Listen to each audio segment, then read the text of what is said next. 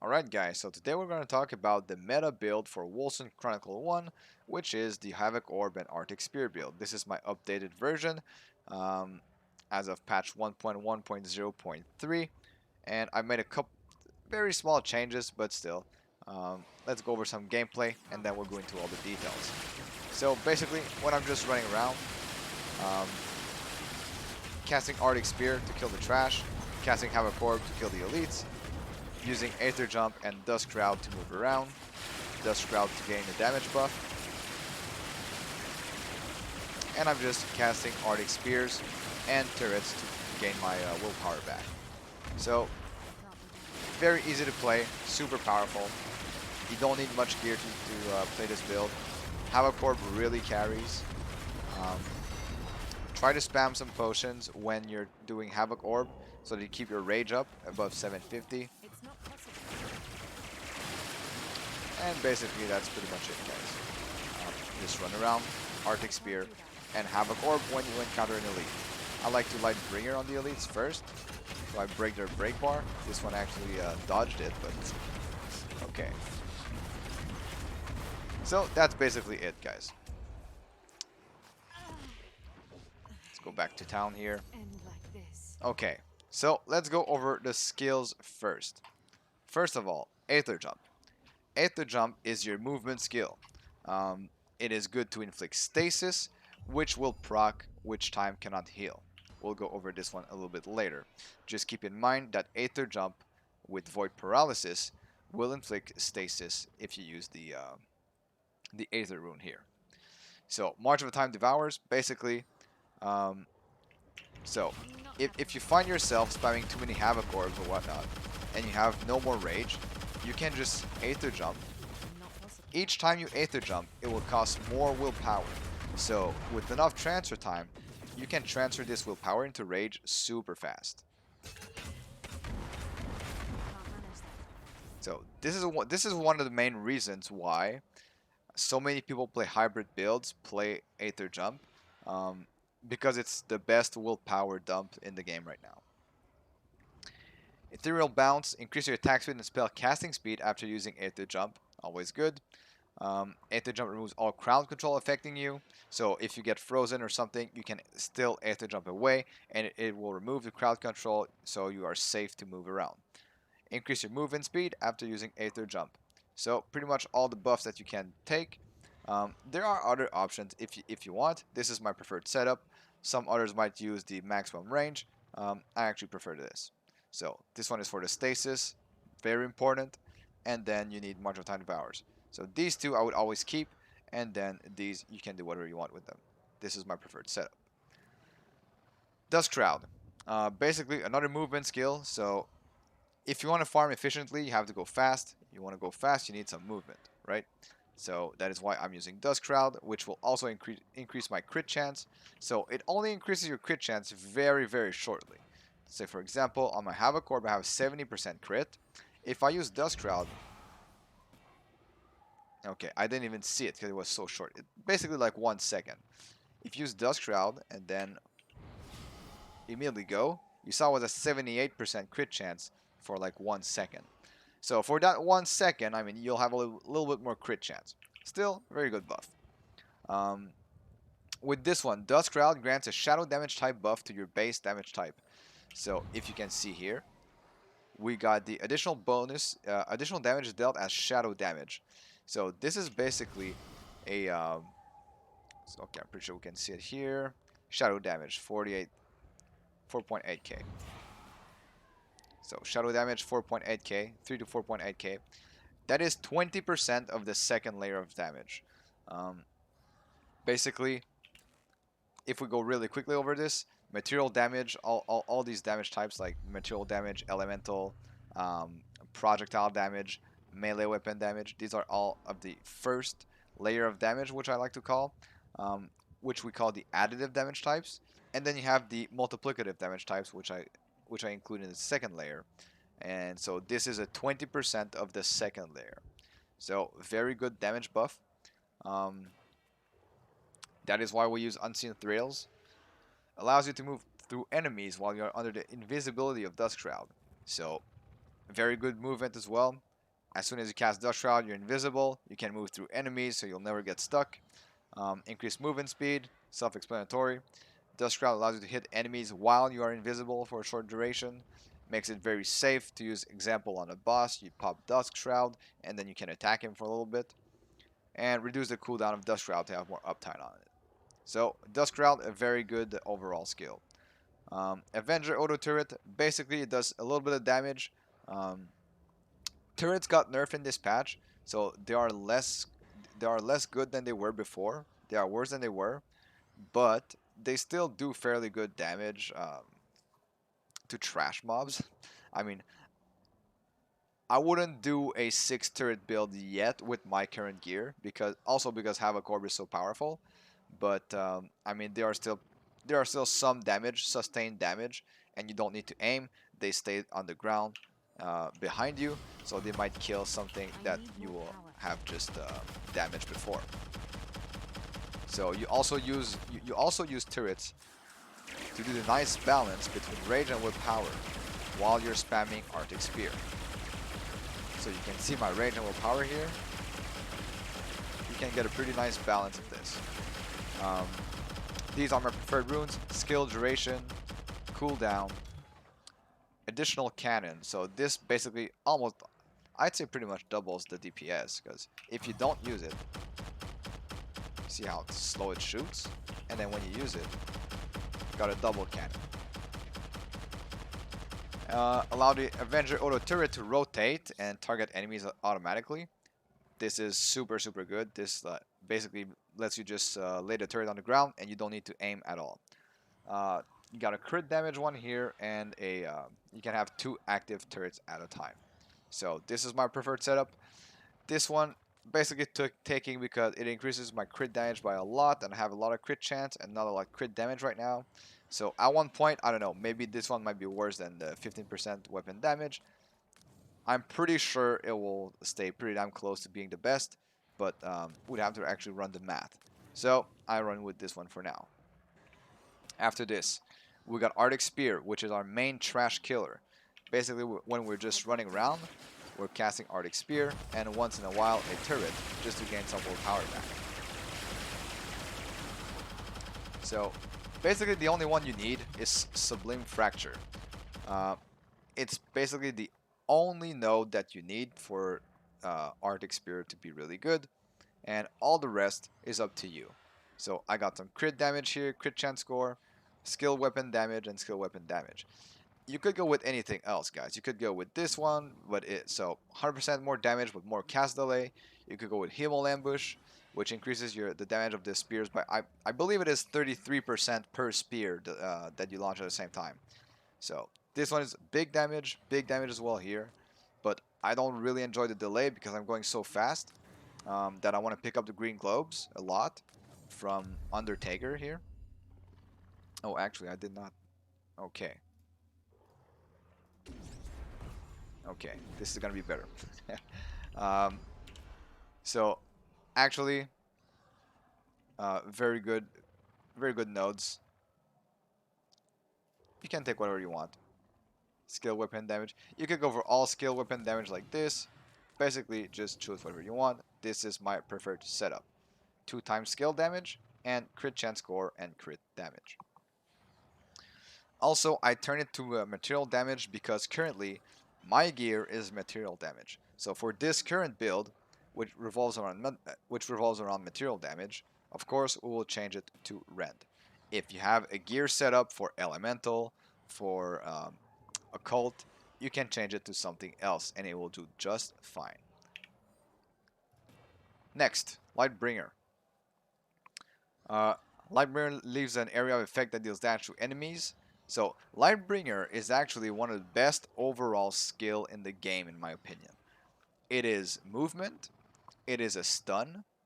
It breaks. So because it is a stun, it breaks the enemy break bar, so they take more damage and they don't move. So it makes bosses trivial. Lightbringer applies weakness on hit, so it is our source of weakness stack for Immortal Offering and for Dawnpierce Striker with sudden death. It is a huge boost of all res if you hit multiple enemies. and it also heals you. So one of my favorite skills, honestly, I pretty much included in all of my builds. So area of effect, if the first hit doesn't stun completely the boss, the area of effect will continue to do the damage, and it will actually break. So super good. Weakness, everything here is good. And then we got our main damage dealer for bosses, Havoc Orb. Uh, the most important one, Disintegrating Payload. This is the most important one. This will cause it to do the clusters around here. So huge AoE, huge AoE with this one. Got multi-barred Moltar and Feats of the Manufacturer for +1 projectiles. So we got 4 projectiles right now because we have both of these, and we have also Archon's Teachings. And then we got a Vaporizer, crit chance score, crit damage, and effect radius. Effect radius is basically to double dip. So when you attack like this, you can actually double dip the explosions of Havoc Orb. So on a single target, you can basically hit them 2 times. This explosion will deal 75% of the damage of the actual Havoc Orb. So it's basically 175% if you can hit both. Incredible damage, most broken skill in the game right now. I'd say it's almost bleeding edge level from the first release in February. So if you're having any trouble, you can try switching to Havoc Orb, and you will you will have an easy time clearing the game, I can guarantee. All right, so that's it for the skills. Next up for the stats, I mainly go full ferocity because I like being a glass cannon. But if you feel like you need more toughness or you want more attack speed to like attack a little bit faster, keep in mind the faster you attack, the more transfer time you will need. So keep that in mind. I just go full ferocity. And then we'll go over the gear. So the gear, we're going to go for material damage, since I'm all based on material damage. So first of all, the weapon. Weapons, you want to go for either triple flat rolls of Rend, Toxic, and Physical, or a double roll of either Rend, Toxic, or Physical, and material damage %. Which one is better? It is better on regular weapons to go for triple flats, but on tributary items, which you can get in hunts, as soon as you hit, I believe it is 33% all damage on weapon, it is better to go with percentage and 2 flat rolls. So what you want to get here is 3 rolls of damage, and then probably transfer time. You could get attack crit chance, attack speed. So the most important part is really going to be the 3 flat damages. Transfer time is always nice though, because you won't have to get it on other pieces of gear. Shoulders and gloves, basically material damage, rage and willpower cost. You try to get some main stat there, so toughness. I got some wisdom here, got some wisdom there, and agility here. So super important, rage and willpower cost reduction, material damage, and main stat. For the rest, you can go pretty much whatever you want. I would like to have crit chance score and possibly element chance, because eventually I'd like to use the frost weave. But that will be for another video. So if you just want pure damage, material damage, main stat, and crit chance. Then we can go over the rings. Okay, so for the rings, you do want to have at least one accessory with pierce. So I have +1 pierce projectile pierce strength here with double attacks. I should actually upgrade this one. My gear is very bad, but these skills, Havoc Orb and Arctic Spear, don't actually need that much good gear to be able to work at 187. So this is what is crazy powerful about these skills, is that the base damage is so high that you don't need to scale them that much for them to do big damage. But basically what you're looking at is probably getting triple flat attacks, or 2 flat attacks and 1 pierce, because you can get this roll on the prefix side. And you also want to get material damage. You could get rend damage. You could get crit damage. Yeah, so basically anything that will boost your attack. You can also get this one here, the Cerebral Affix. Attacks gain 8% additional damage as the damage type of the last spell cast during 5 seconds. This is the same thing as Residual Energy. It is part of the second layer of damage, which we call the multiplicative layer, and basically it's a free buff whenever you use a spell. So you're always using Arctic Spear, so you're always getting the damage buff. So go for flat attacks, material damage, crit damage. Try to get, ideally you will want to have a steel ring to get the plus crit damage roll, which can roll up to 15% more crit damage. So ideally get a steel ring and put on some flat attacks, material damage, crit damage, maybe rend damage or toxic damage, stuff like that, and some cerebral affixes. Make sure you have one piece that has projectile pierce strength. Um, it will help you with Arctic Spear because you want to pierce as much targets as possible so that when you run through a pack of trash, all the trash actually take the damage from the Arctic Spear and the turret as well. Turrets are really bad without pierce strength. Um, Arctic Spear are okay because they already have a lot of pierce strength, but the more you have, the better it is. So those are for the rings. For the amulet, you can, basically it's the same thing as the rings, but oh, you could also craft some transfer time on this. If you need more transfer time, you can get some on rings or amulets. This one I'm just using for the movement speed. Same as for the boots, I'm just using this for the movement speed. Ideally, I would want the shoulders, the unique shoulders, which have movement speed and cooldown as well, but I don't have them right now, so this is what I'm using. Okay, for the helm, so I have percentage damage per 100 remaining rage point. This is not needed, guys. It is nice to have, but it is absolutely not needed. I want material damage and ferocity. Skill cooldown reduction is nice because you want to get your Arctic Spear as close as possible to 0.1 second once you have good gear.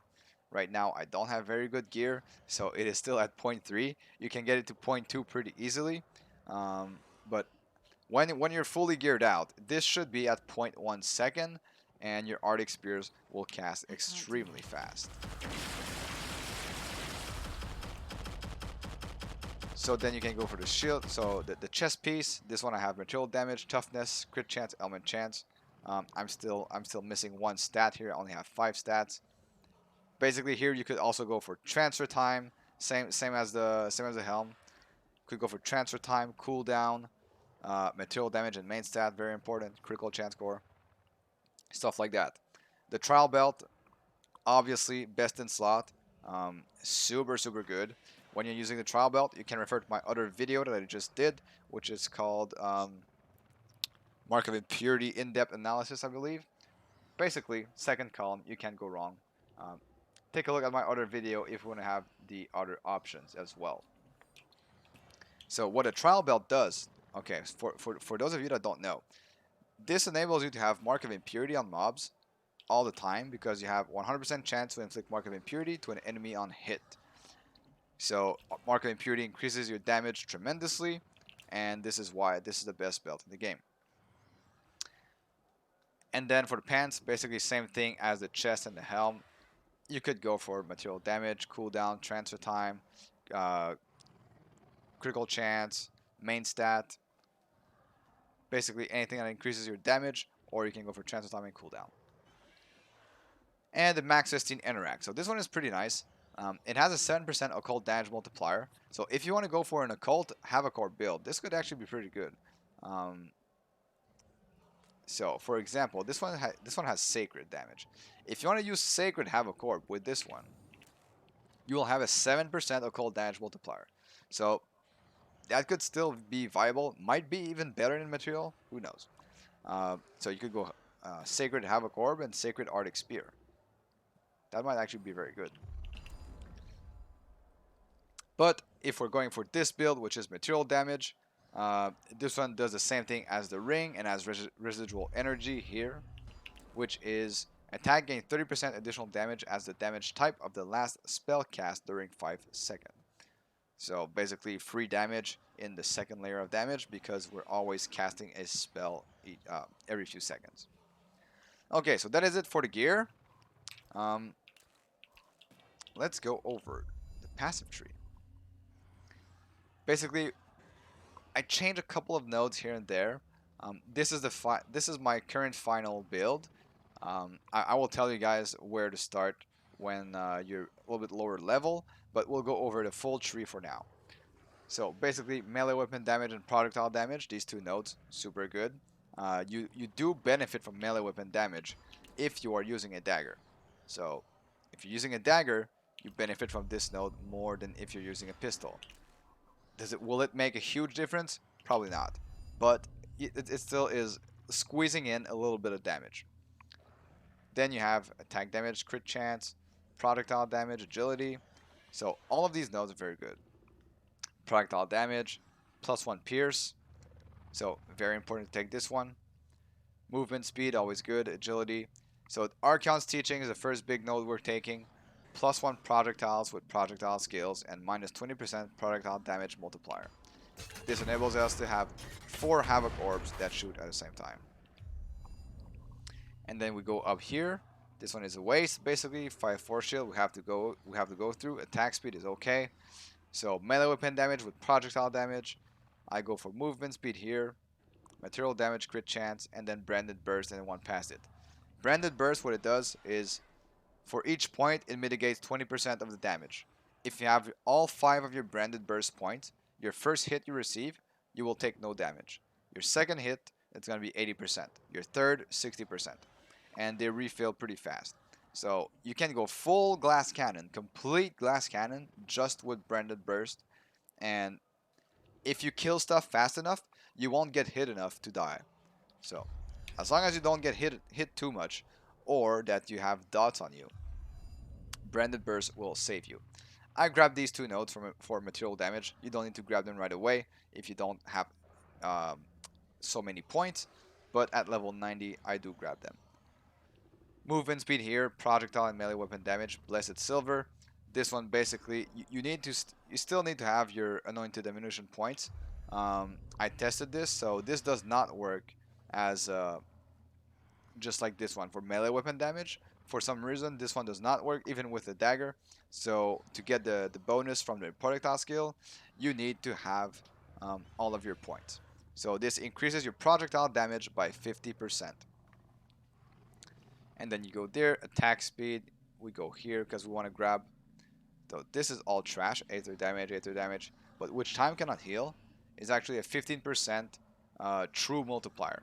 So it's not part of the second layer of damage. It is separate, and um, it will just deal the damage again after a 1.5 seconds delay. So this can crit. So it is a true multiplier of 15%. So this used not to crit in the previous version of Wolcen in Vanilla Wolcen, but now it does, and it is a big increase in damage. We go here for maximum willpower and rage. Basically, we're gonna go over this one because over 750 rage, all of our skills deal double damage. So you always want to stay above 750 rage. So when you see yourself getting near, grab a potion. And then we go here to get residual energy. Like these are basically all pretty much trash, but residual energy here. Attacks gain 15% additional damage as the damage type of the last spell cast. We went over this one already. Then we go down here. So attack speed, maximum health, fire damage, pretty trash. 10 rage on hit per plus 10 rage per hit taken. This can help you a little bit when you're taking a hit. And then Furious Appetite. Willpower regen becomes Rage regen. So your passive willpower regen becomes Rage regen. So you will always have Rage instead of willpower now. And then above 750, you deal double damage. So always try to stay above 750, guys. This is the main reason we need a lot of transfer time. Because if you don't have a lot of transfer time, right now I don't have enough. Okay? I don't have some on my helm. I don't have some on my chest. I only have on my pants here. I don't have on any ring. So I am missing a lot of transfer time. I would like to have much more. I don't want to see this black bar. I want this black bar to go away as fast as possible because this will reduce your maximum rage. So you will have a harder time staying above 750 rage. And then we can go here. melee weapon damage, crit damage, attack damage, crit damage, and then 30% critical chance score. Super good node. Attack damage here, ferocity. I go for attack and crit damage. Got attack damage and ferocity here. So ferocity will also increase your crit chance and give you more bonus to attributes bonus damage, which is another separate multiplier. So main stat, always good.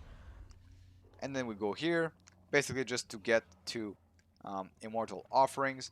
Immortal Offerings, how this works is that when you kill an enemy inflicted with an ailment, you gain that Immortal Offering corresponding to that ailment type.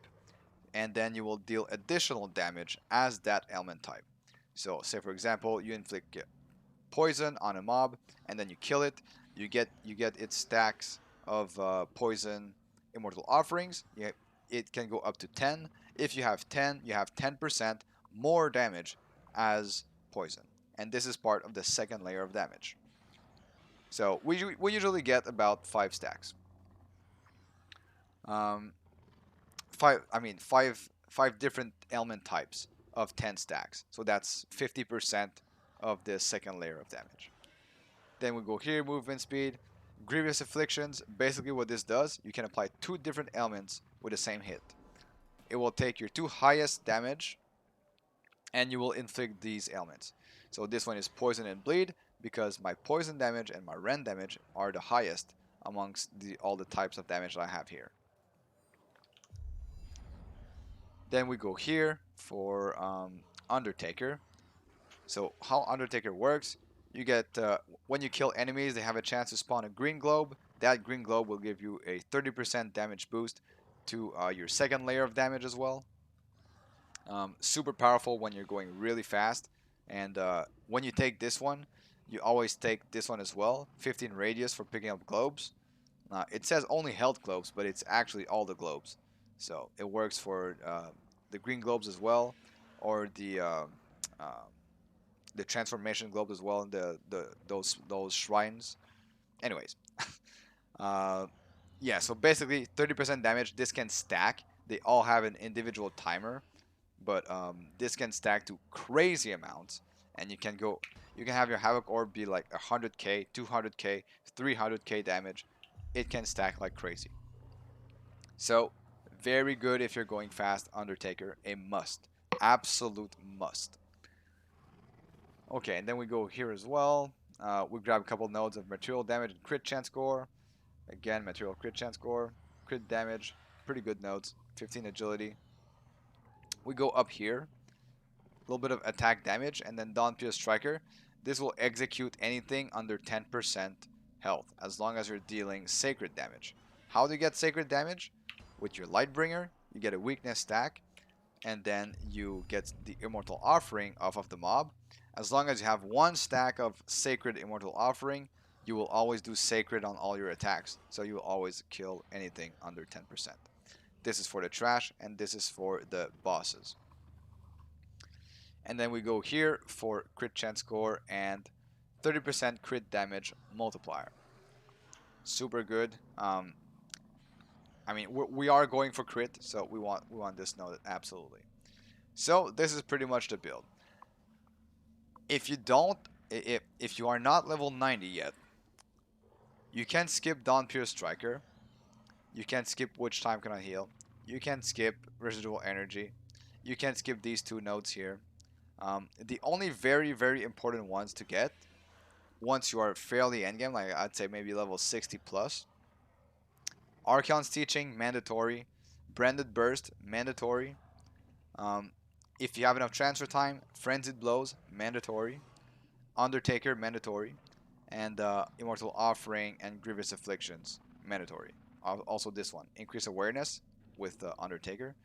Always take Increase Awareness with Undertaker. So those are the most important ones. After that, you can go with whatever you want, really. So that is pretty much it, guys. I think this is pretty much all I had to say about this build for now. This is my current version. It is subject to change. I mean, nothing is set in stone. I did not run the numbers that thoroughly yet, but we will probably soon have some tools to help us and understand where we can get more damage And can I do some changes to get a fate? Can I rotate it in another way so that we grab some better nodes somewhere? Like this attack damage and crit damage here, I would really like to take. But yeah, I don't know. We'll see about this. So that was it, guys. That pretty much sums it up, and I'll see you guys in the next video.